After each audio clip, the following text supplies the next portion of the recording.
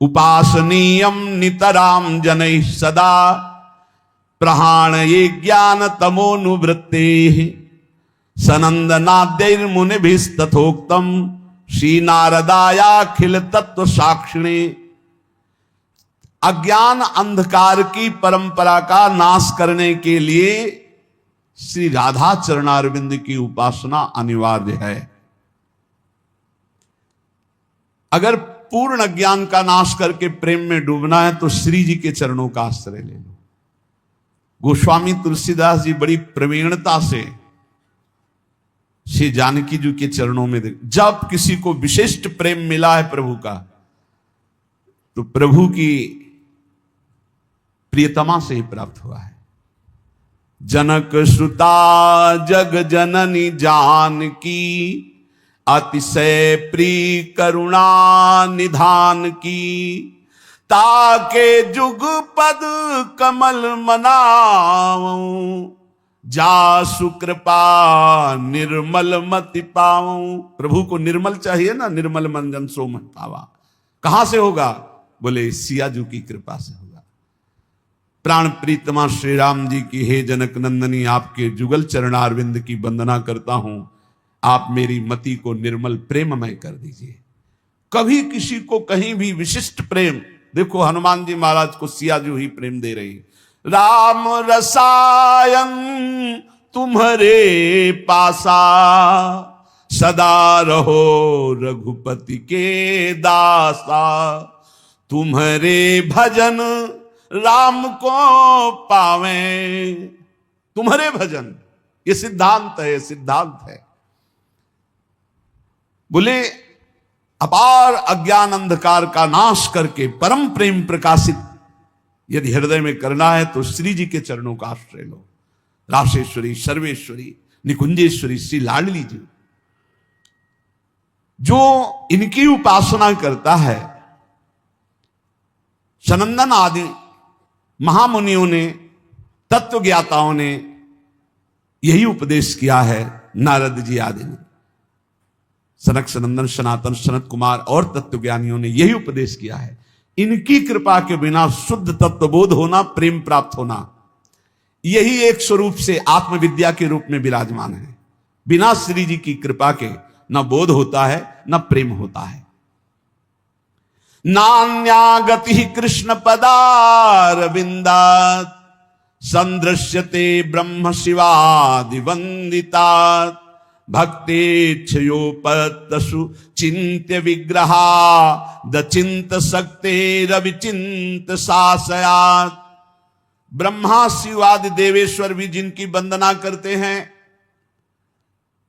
भक्तों की इच्छा के अनुसार जो चलने लगते हैं, देख लो ब्रह्मा शंकर आदि जिनकी चरण वंदना करते हैं और जो भक्तों की इच्छा के अनुसार चलने लगते हैं, इतने भगवान अधीन हैं अपने भक्तों की, भक्तों की इच्छा के अनुसार चलने लगते हैं।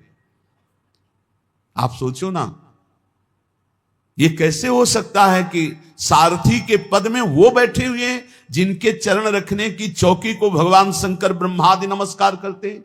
ध्येयम सदा परिभवग्नम अभीष्ट दोहम तीर्थास्पदम शिवविरंचिनुतम शरण्यम। जो भक्तों की इच्छा के अनुसार चलने लगते हैं। एक बार अगर दुर्योधन को ठीक से समझाया जाए तो हे श्री कृष्ण, हो सकता है वो समझ सकता है। युधिष्ठिर जी ने कहा, तो जैसी आप आज्ञा करें, आप संधि के लिए जाइए। आप संधि दूत बन के जा रहे हैं। कौन? अखिल कुल ब्रह्मांडों के नायक। क्या आप अपने भक्तों की इच्छा के अनुसार चलने वाले हैं। पहले आप भक्त बनिए, पहले आप जोई जोई प्यारो करे सोई मोहि भावे, तब भावे मोहि जोई सोई सोई करे प्यारे। परम सुंदर, परम चिंतन करने योग्य, परम सुंदर लीला शरीर धारण करने वाले अचिंत शक्ति संपन्न प्रभु, अब तो आपके चरणारविंद के सिवा हमारी कोई दूसरी गति नहीं है। कृपास्य दैन्यादियुधि प्रजायते यया भवे तो प्रेम विशेष लक्षणा। भक्तिर्हनन्याधिपतेर्महात्मनः साचोत्तमा साधन रूपिका परा। ऐसी कौन सी भक्ति है जिसमें भगवान भक्त के अनुसार चलने लगते हैं? बोले जिसमें अभिमान शून्य हो गया है और जो दैन्य युक्त हो गया है, उसमें सारे वो सद्गुण आ जाते हैं जिससे श्री कृष्ण विशेष उसके अधीन हो जाते हैं। दैन्य अभिमान शून्य के हृदय में वो सारे सद्गुण आ जाते हैं जिन सद्गुणों से रीझ कर प्रभु अधीन हो जाते हैं। श्री कृष्ण की विशेष कृपा उस साधक उपासक भक्त पर है जो अभिमान शून्य और दैन्य है, जो सर्वेश्वर प्रभु के चरणों का प्रेम प्राप्त करना चाहता है। वो अभिमान न करे, दैन्य रहे, दीन भाव लाए। उत्तम साध्य भक्ति का लक्षण है दैन्य भाव, अभिमान शून्यता। और तो सब भक्ति साधारण भक्ति के अंतर्गत आती है। दैन्य और अभिमान शून्य होकर निरंतर अपने इष्ट के चिंतन में रहना, यह सर्वोत्तम भक्ति का लक्षण है। उपास्य रूपम तदुपासकस्य च कृपा फलम भक्ति रसस्ततः परम विरोधिनो रूपमथैत दाप्तेर गेयाइमेर्था अपि पंच साधु भी। अपने उपास्य देव के सिवा कहीं भी हमारा कोई भी लगाव ना हो। प्रिया प्रीतम, प्रिया प्रीतम, कहीं भी लगाव होगा तो उपास्य देव से हटा देगा वो लगाव। संसार का लगाव कहीं भी होगा, हिरण में लगाव हुआ तो हटा दिया उपास्य देव से। ऐसे महापुरुष को जिनके स्वयं पिता भगवान ऋषभ देव जी हैं, भगवान के अवतार हैं, वो इतना गाढ़ प्रेम हिरण से हो गया, लगाव हो गया कि भगवान का भजन साधन पूजन सब छूट गया। अपने उपास्य देव से हटकर कहीं लगाव नहीं होना चाहिए। ढूंढ लो अपने हृदय में कोई भी खान पान वस्तु व्यक्ति स्थान उपास्य देव से बढ़कर कहीं लगाव नहीं। उपासक भगवान की कृपा का फल, भक्ति रस का आस्वादन, भगवत प्राप्ति के विरोधी भावों का त्याग, ये उसमें जागृत हो जाता है। जब उपास्य देव में दृढ़ भाव आ जाए, उपास्य देव में दृढ़ भाव, बहुत कठिन है उपास्य देव में आसक्त होना। जगत गुरु माधवाचार्य जी श्री भगवान का जो नित्य निरंतर स्मरण करते हैं, अंतकाल में भगवान की विस्मृति का समय आता है, क्योंकि अंतिम समय जो मरने के समय दुख होता है, सैकड़ों हजारों भिक्षु एक साथ मारे डंक तो जो कष्ट होता है, ऐसी पीड़ा होती है। मरने के जन्मत मरत दुशाह दुख हुई। मरण काल के समय ऐसी भयंकर पीड़ा होती है, नस नाड़ियों में बात पित्त कफ कंठ अवरुद्ध हो जाता है और यमदूत उसे पासों से जकड़ते हैं, फिर खींचते हैं जीवात्मा को। उस समय भारी भय, भारी घबराहट, भारी पीड़ा तो मूर्छित हो जाता है। उस समय भगवान की स्मृति नहीं रहती। इसलिए जो नित्य निरंतर स्मरण करता है तो अंत समय भगवान उसका स्मरण बन जाते हैं। उस दुख के समय भगवान का रूप प्रकाशित होता है करुणा करके और नाम चलने लगता है, बस जीव का परम कल्याण हो जाता है। धाम में क्यों बार बार कहते हैं कि कैसा भी हो भगवत प्राप्ति हो जाएगी। एक श्लोक में श्रीपाद कह रहे, सापराधेश्च ये राधा पदमाधाय चेतसी बसति वृंदा विपिने नन्यान धन्यान नमामितान। ये बहुत बड़ी बात है। जो वर्तमान में अपराधी है, अपराध कर रहा है वर्तमान में, और वृंदावन रह रहा है,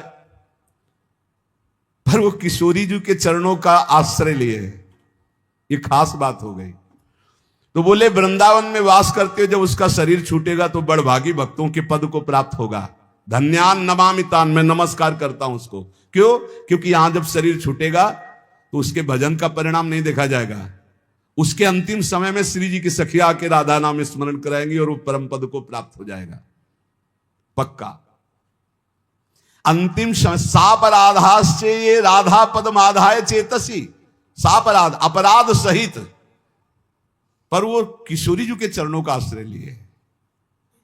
ये भाई हमारी आदत है, हम ऐसा नहीं छोड़ पा रहे हैं। अब आप देखो आपका काम, लेकिन लाडली मैं आपका हूं, लाडली में वृंदावन नहीं छोड़ सकता, आपको नहीं छोड़ सकता, जब बुरे आचरण नहीं छोड़ सकता तो आपको कैसे छोड़ सकता हो?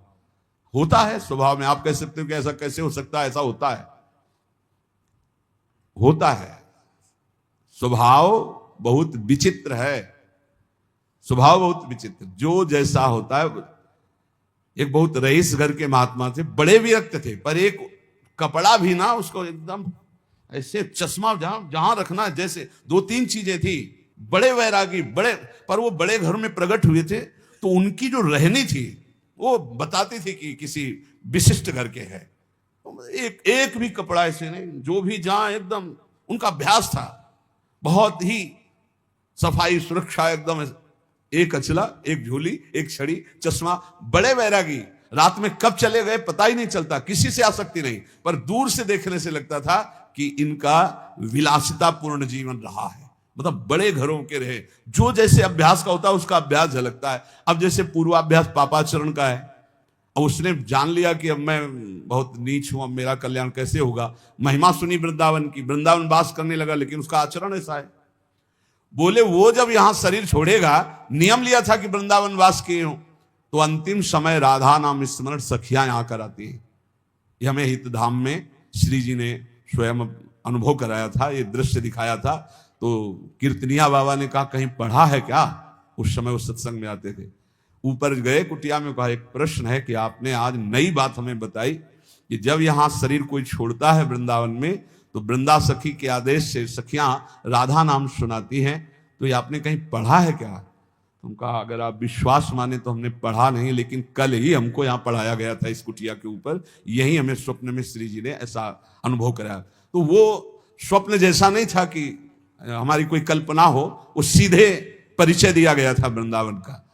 अब जैसे कहा गया कि नहीं लिखा, एक बार शरणानंद स्वामी से कहा ये कहीं लिखा तो है नहीं, तो बोले लिख लो ना, लिख लो, नए ग्रंथ की रचना कर लो, जो हृदय में आ रहा है उसको लिख लो, नई बात लिख लो। और ये विश्वास की बात है, पक्का विश्वास की बात है। श्री जी जो बोली थी, सापराधास्य ये राधा पद माधाय चेतसी वसति वृंदावन विपिने अनन्यान धन्यान नमामितान, मैं नमस्कार करता हूं उसको, ऐसी गति को प्राप्त होगा वो। तो यहां कह रहे हैं करोड़ों बीछियों के मारने का, डंक मारने का एक साथ जो दर्द हो। कभी किसी को बीछी मारा है? इतने लोगों बीछी मारा तो देखो बिजली का करंट जैसा एकदम बढ़िया स्वाद आता है, जिधर देखो उधर लहरें मारती। हाँ, हमारे वहां सेनपुर में तो बिछियां ऐसी थी जैसे काले चीटे घूमते हो, केचुआ की तरह सांप घूमते थे। बहुत पुराना स्थान, वहां तो हर समय अलर्ट, सावधान, बिछखा पर सांप, बिच्छू, किंग कोबरा, लंबा एकदम फल काढ़े से, और कितने क्वालिटी के सर्प ऐसे, वहां नील गाय, खरगोश, ये सब वहां बड़ा मनोरम। गंगा जी एकदम जैसा ऋषि मुनियों की भूमि, ऐसी श्री स्वामी मंगनानंद की तपस्थली सेनपुर। अब धीरे धीरे आधुनिकता सब जगह प्रवेश कर रही।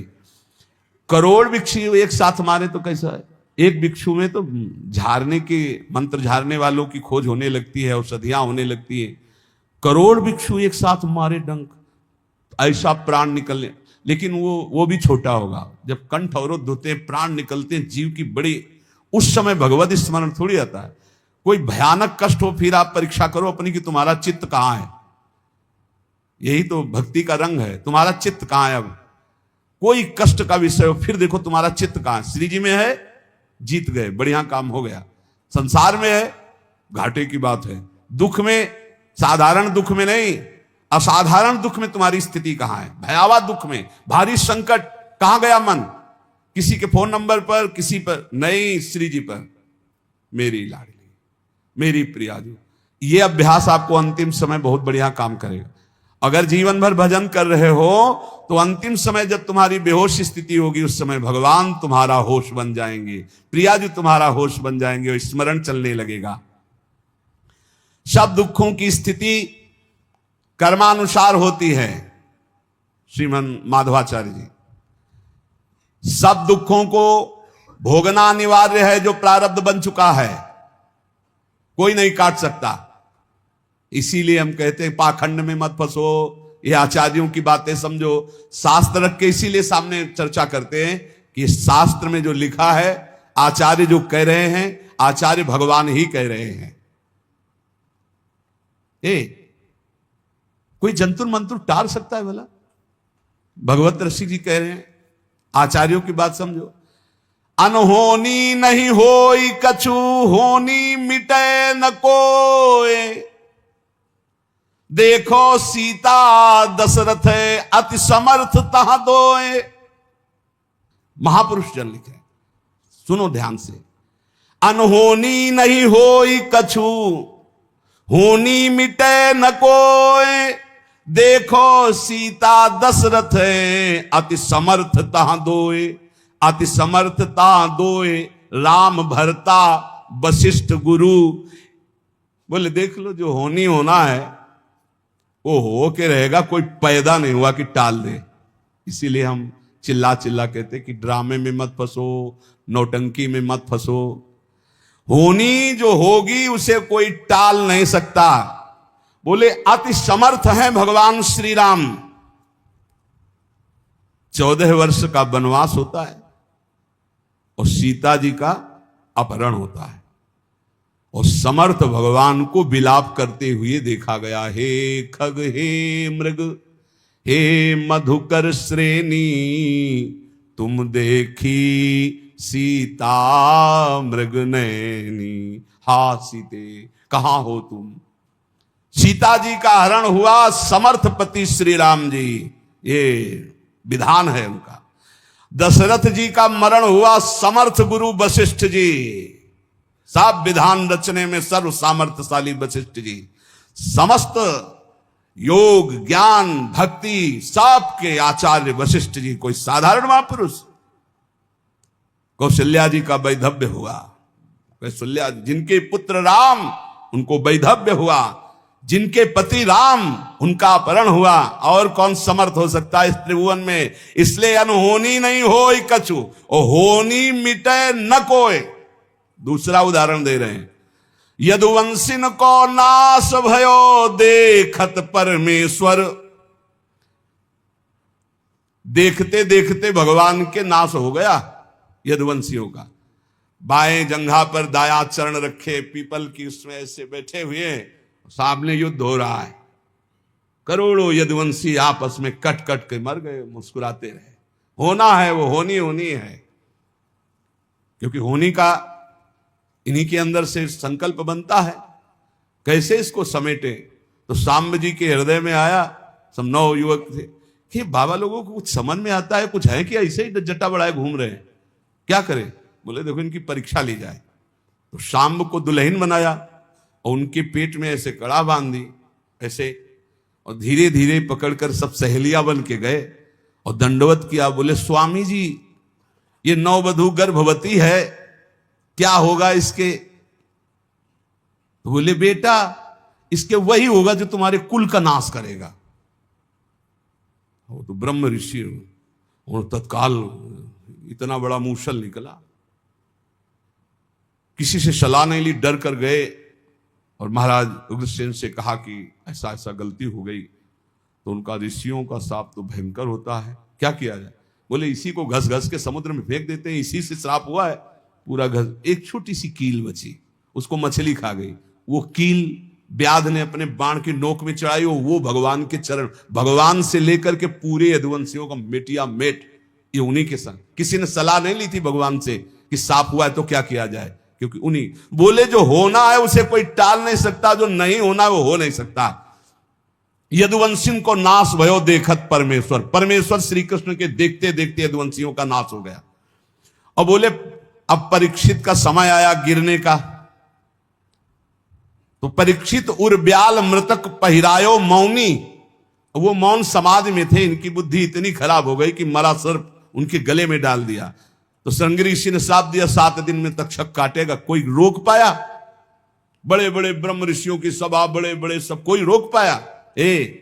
इसीलिए आजकल के हमें तो सब बस इतना ही कि सबके चरणों में प्रणाम है, भगवान के स्वरूप है, पर राम कृष्ण हरि भजो, नाम जप करो, भगवान की आराधना करो, इनके नाटक में मत फंसो।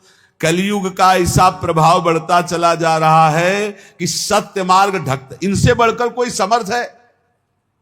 हम कह रहे हैं कि लघु शंका का वेग नहीं रोक सकते, डकार नहीं रोक सकते, अपान वायु नहीं रोक सकते, होनी को रोक दोगे, होनी को रोक दोगे। ऐसे ऐसे महात्मा, देखो ऋषियों ने बताया कि महाराज अब तो सब ऋषि खत्म होते चले जा रहे हैं, बोले वो 2 राक्षस हैं, वो अपने एक भाई को रांध करके खवा देता है गुप्त रूप से, समझ में नहीं आता, ऋषि जन खा जाते हैं, तब फिर वो बुलाता है वातापी, तो सबके पेट फाड़ करके वो आ जाते हैं। तो अगस्त्य जी ने कहा महात्मा नहीं मरेंगे, अब हम चल रहे हैं। वो रोज महात्माओं का निमंत्रण करता था, इस तरह से महात्माओं को मारता था, साधारण वेश में एक भगत के रूप में जाता, निमंत्रण करता, बुलाता और ऐसे पदार्थ बनाता अपने भाई को काट करके छोटा छोटा टुकड़ा, जिससे किसी को समझ में ना आवे, और फिर जब सबके उधर में पहुंच जाता तब बुलाता बाता आप ही, तो सबके पेट फाड़ करके वो आ जाता। ऐसा राक्षस था। अगस्त जी गए, जब परोसने आगे परोसने बोले रुको, पहले हमें तृप्त कर लो फिर महात्माओं को। समुद्र पी जाने वाले महात्मा अगस्त जी, तो 100 200 500 महात्मा का जो बनाया था सब अगस्त जी चाट गए, पूरा पा गए। वो बड़ा भाई जो है ना बुलाया वातापी, वो बोले गए वातापी, तुम्हारे पच गए वातापी। ऐसे समर्थ समर्थ महात्मा होते हुए भी होनी को नहीं टार पाए, तो ये जो गैस नहीं रोक पा रहे हैं, डकार नहीं रोक पा रहे हैं, लघु शंका नहीं रोक पा रहे हैं, नींद नहीं रोक पा रहे, ये होनी को रोक लेंगे। अरे भाई मत फंसो, हमारी बात मान लो। इसलिए कह रहा हूं कि जो समय इधर उधर में भटकने में लगा रहे हो, घर में बैठ करके रामकृष्ण हरि जपो, राधा राधा, सब ठीक हो जाएगा। क्या ठीक हो जाएगा? आपका मन ठीक हो जाएगा, आप भगवान के भक्त बन जाएंगे, आप परमानंद में डूबने की योग्यता प्राप्त कर लेंगे। बोले इसलिए अनहोनी नहीं होई कछु होनी, मिटे न कोई। यहां श्रीमन माधवाचार्य जी कह रहे सुख दुख कर्मानुसार आएंगे, उनको भक्ति से मत जोड़िए, भोग लीजिए। सुख दुख जो आवे निर्विकार, अभी कल चर्चा में था तत्तेनुकंपाम सुस्मीक्षमाणो, जो हर समय भगवान की कृपा को मनाते, बड़ी कृपा बड़ी कृपा, सुख दुख को भोगते रहते हैं और भगवान का स्मरण करते रहते हैं। उनको भगवान की ऐसी प्राप्ति हो जाती है परम पद की, जैसे पिता की संपत्ति का अधिकारी पुत्र स्वयं हो जाता है। इसलिए जब आपके सुख का समय हो तो खूब भगवत उत्सव मनाओ, संत सेवा करो, कथा वार्ता, दूसरों को खूब पवाओ, सुख पहुंचाओ। और जब दुख का अवसर हो तो भगवान के चिंतन में लग जाओ।